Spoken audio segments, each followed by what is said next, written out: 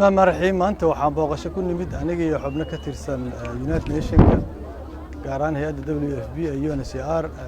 xeryaha qaxootiga ee ku yaala dowladka magaalada Buulaburte oo ka mid ah meelaha ay ugu daran tahay macluusha iyo abaarta intaba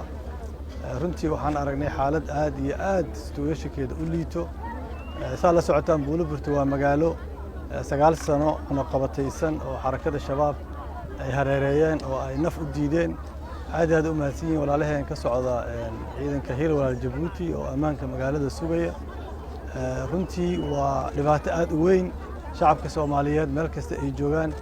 waxaan ugu baaqayaa in dad gurmad la soo gaaro dadka walaalahooda ay u soo gurmadaan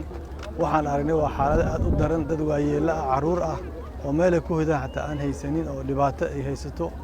oo runtii aad iyo xaaladooda ay u xun tahay sidaas daraadeed waxaan rabnaa meel kasta ay Soomaali joogto ayada isku gurma jirtay inay isku gurmadaan oo ay gacan soo siiyaan dadkooda ayagoo soo marsiinay waxay ahaayeen guddiga gurmadka abaaraha heer qaran ee la sameeyay inay wixii allaale wixii gargaar ay soo gaarsiiyaan oo walaalada ay gurmadaan waa ka rajaynaynaa sidoo kale dawladda Soomaaliya iyo beesha caalamka intaba in dadkan la soo gaaro gurmad anaga waxaan u nimid xaaladooda inaan u kuurgalno codkoodana aan ku hadalno oo aan adduunka iyo hay'adaha gargaarka bixiyaba aan gaarsiino xarakada shabaab ayaan fariin u dirayaa walaalayaalow magaaladan 9 sanaad ku haysaan cunuqabatayn dadkeedii qaxootiye wada noqdeen magaaladan waa ku dhashay waa ku koray magaalo qurxan dad nadiif ay joogaan hanti haystay ahayd magaalada hadda waxay u taalaa si waxay u taalaa aad u dhibaataysan aad u duruufaysan dadka dhan ay qaxooti noqdeen waxaasna waa mas'uuliyadiina diinna waa sheeganaysaan islaamnimo waa sheeganaysaan dadkiina waxa u diideen naftiya u diideen noloshiya u diideen ma u qalanta magaalada saa inay ahaato dadkeedana saan ay noolaadaan mas'uuliyadaas idinka iskale islaamnimo ma aha diin ma aha akhlaaq ma aha damiir ma aha Soomaalnimo ma aha intaba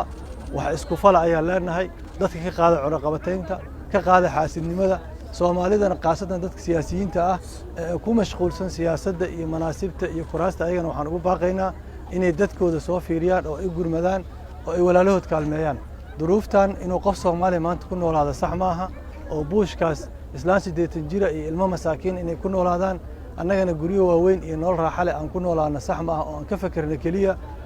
taana kaliya aan ka fikirno maaha waa inuu damiirkana dhaqaajiyaa oo dadka masaakiinta u soo gurmanaa dadkana waxaa leenahay sabr hadduu Ilaahay yiraahdo waa in la soo gaari doonaa codkiina waan gaarsiinaa meel walba waxaana ku talagalaynaa insha Allah hay'adaha UN ka ila socda iyo kuwa kale NGO internationalka inaan ku dabagalno inay dadka gaaray gargaarka oo gaaray waa shaqadeena waxa meesha u nimidna waa inaan u kulgalno xaaladda sidee tahay